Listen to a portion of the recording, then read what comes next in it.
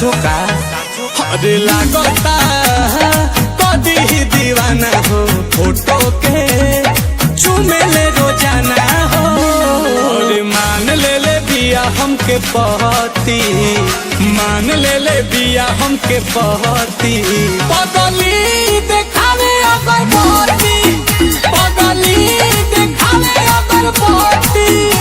चाहतिया श्रीमती बनो चाहतिया श्रीमती। पगली देखावे अगर पहती, पगली देखावे अगर पहती।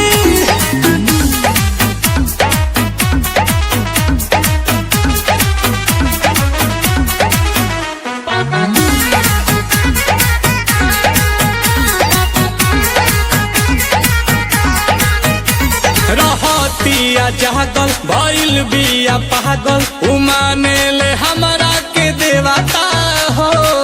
देखो मने जला कोइल चाहे शादी बाजा बाजा वादी छपा ले बिया उने वाता हो।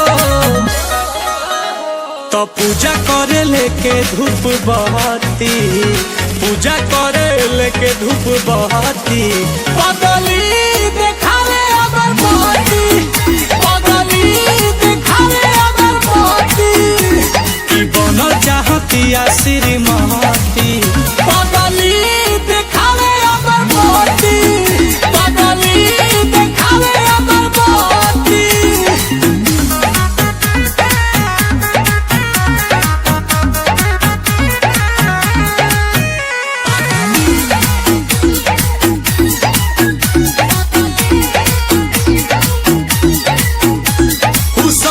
सवारे ताया जाए पीछे पीछे आंसू के चला के हो।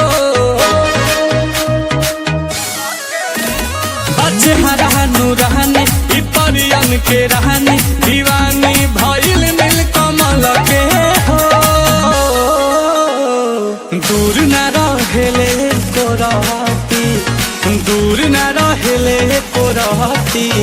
पगली देखावे अगर पहती, पगली देखावे अगर पहती। मान ले बिया हमके पहती, देखावे अगर पहती। पगली देखावे अगर पहती। इतना प्यार तो नसीबे से मिलेला।